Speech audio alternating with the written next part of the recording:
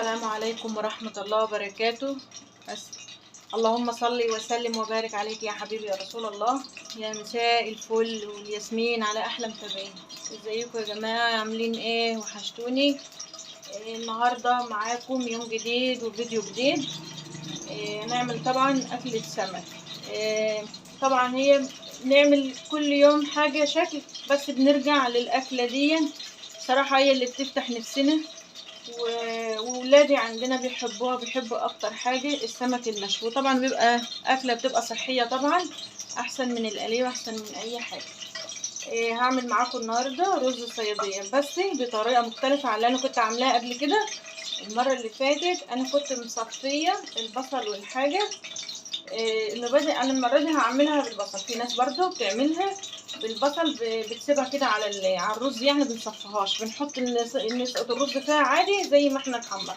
وهنا هي حطيت معلقتين زيت ومعلقتين سمنه، ومعايا كنت عامله بصله اهي مقطعاها. اعملي بصلتين حلوين كده عشان هو بيحب البصل كتير شويه.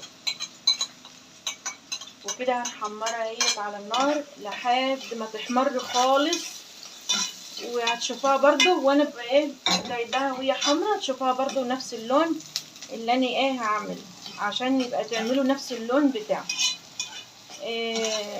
فعلوا الجرس عشان يوصلكوا كل جديد مننا. عايزاكم تشتركوا معانا، واللي ما اشتركش يشترك. وعايز بشكركم على التعليقات الحلوة اللي انتوا بتبعتوها لي. انا بحبكم والله، وبتسعدوني بالتعليقات الحلوة. وعايزة اشوف منكم برضو كومنتات حلوة، وعايزة لايك حلو برضو على فيديوهاتنا.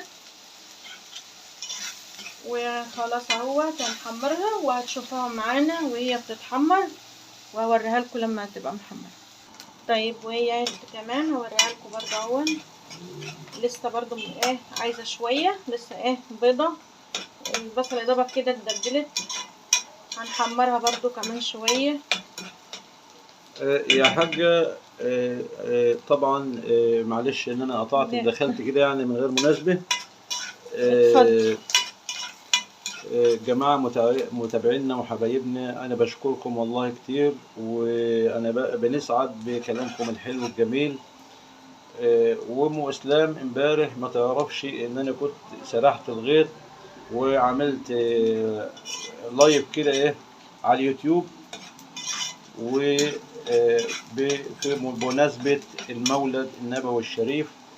وقلنا يا جماعة احنا عايزين، كان الهدف من اللايف ان احنا نجمع 1000 صلاة على النبي في مولده صلى الله عليه وسلم. وطبعا دخل زي ما احنا كنا بنقول، بلاش نرجع بقى. الجماعة حبايبنا اللي كانوا حاضرين في اللايف شافوا وعرفوا مين اللي كان على حق ومين اللي كان على باطل، وردوا على الناس اللي هي بلاش نقول كلام وحش، الناس المتطفلين اللي هم يعني ما لهمش اي قيمه عندنا خالص، ولا بنعمل لهم اي اعتبار، ولا لهم لازمه عندنا. يا جماعة ما ينفعش ان احنا نقول كلمة وحشة. اللي يقول الكلمة الوحشة يقول الكلمة الحلوة، لان الكلمة الطيبة هي اللي بتعود. فما ينفعش نقول كلمة وحشة يعني ونتكلم في حق حد.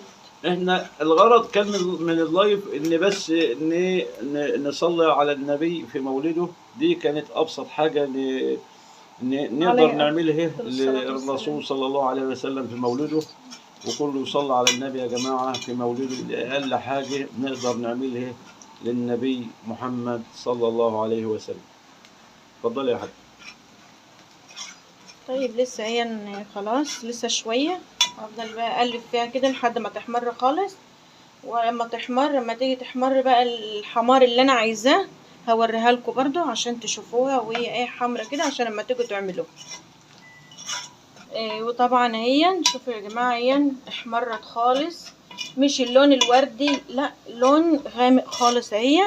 عشان لما تبقى باللون الغامق ده هي اللي بتدي حمار للرز الصيادية زي ما انتم شايفين اهي. طبعا انا كنت غاسله الرز وغسلاه كويس، وعامله برضو عقده زي ما قلت لكم بالطريقه بتاعتي. بتبقى عقله صابع زي ما انا عامله كده، وحاطه ملحه.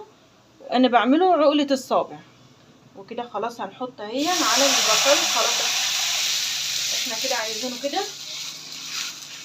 وهنقلبه وخلاص وتمام على كده، وهنسيبه بقى يغلي معانا لحد ما يستوي.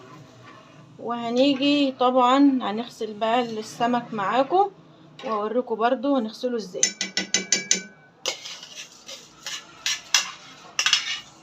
خلاص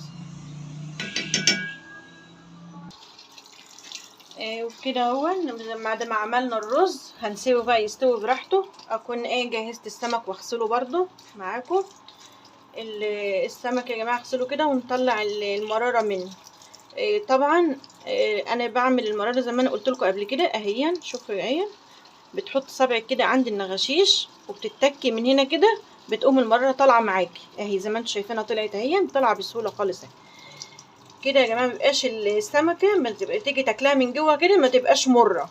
حتى لو انت هتعمليها او تشويها بره، اغسليها انت بايدك تبقى انت مطمنه.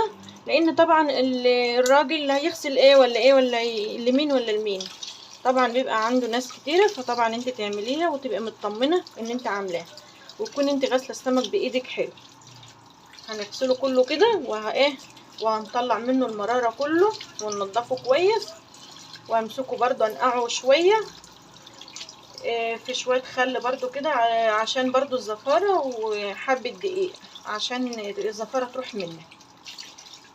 وهحضر برضو معاكم التمليحه بتاعتنا بالطريقه برضو بتاعتي، وهوريها لكم برضو اللي بتشوي في البيت عشان تعملها زي ما انا عامله. انا بعملها بطريقه حلوه وبتبقى ريحتها حلوه وبتخلي السمك طعمه حلو. وخلاص كده هنعمل الكميه اهي، وهخلص واوريكم هنعمل ايه تاني.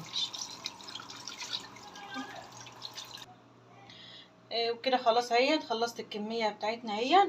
وكده هنقوم حاطينها تتنقع. اقوم جايبه شويه دقيق بس عليها على ما اجهز بس التمليحه واجهز الحاجه بتاعتي. اكون اتنقعت شويه. عندي شويه دقيق اهوت عندي من البيت، وهنحط برضو عليها شويه خل بحيث عشان الزفاره.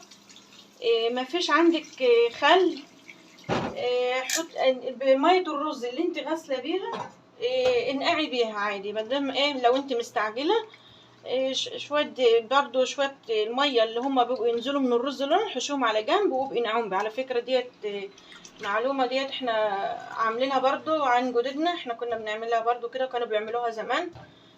مفيش عندك دي اتصرفي، يقول لك اتصرفي وخلاص.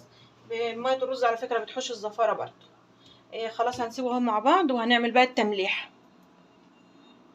مش مشكله.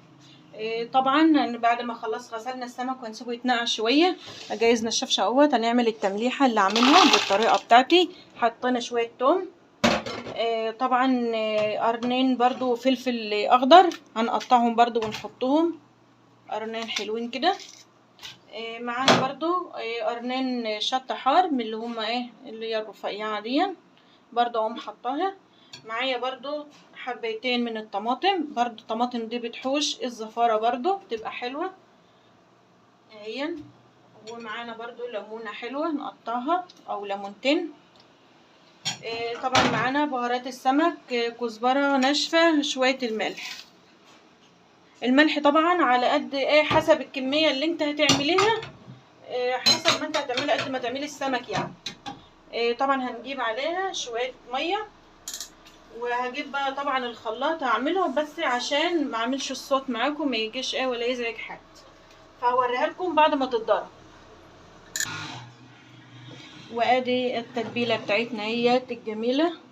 لازما تكون رابطه شويه، يعني تكون تقيله شويه بحيث الحاجه تبقى تقيله، عشان بتبقى الحاجه عليها، والحاجه دي اما بتيجي على السمك كده وبتحطيه على بعضه كده، اما بتيجي ترصيه يعني في الصينيه بتاعتك بيديلها ريحه وبيديلها طعم برضه.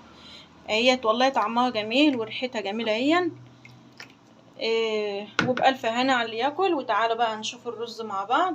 وكده غسلنا السمك وهنروح نشويه برضو هنولع الفرن ونشوي السمك مع بعض وهنشوف الرز اوريه لكم. وهو ادي الرز اهو بعد ما نشف من الميه.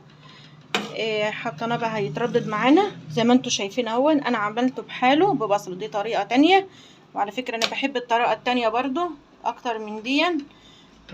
زي ما انتوا شايفين اهي بالبصل بتاعها بحالها، يعني سقطت المية بالبصل بالرز بكله مع بعضه، ما صفتش البصل المرة دي، وطعمه حلو برضو، واكترية الناس بتعمله برضو كده. وهنسيبه بقى يتردد مع بعض اهون زي ما انتوا شايفين.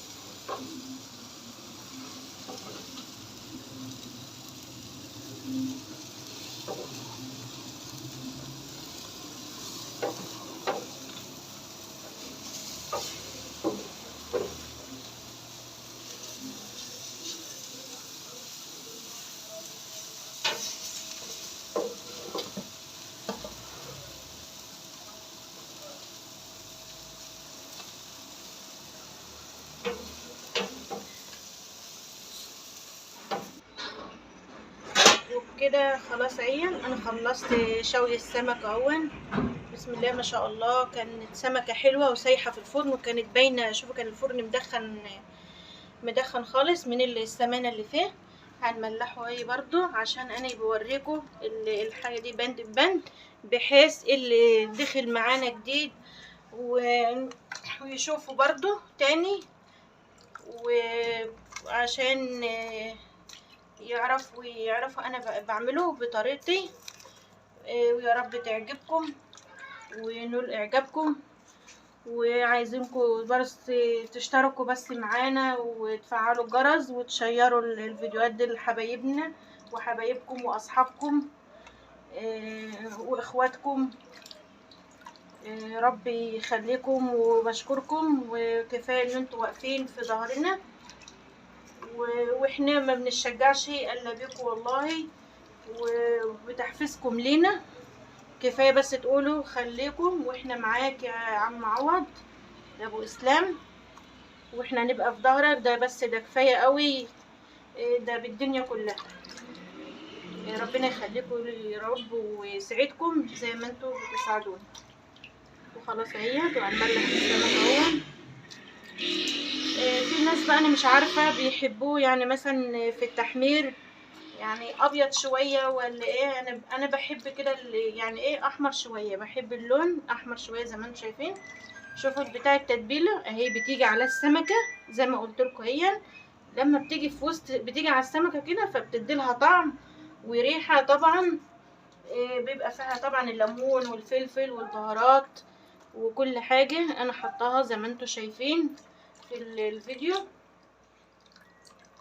وجربوها. واللي ممكن فينا يعني ممكن مش عايزه تشوي بره، يعني ممكن تيجي تعملي على برضو على صاجه.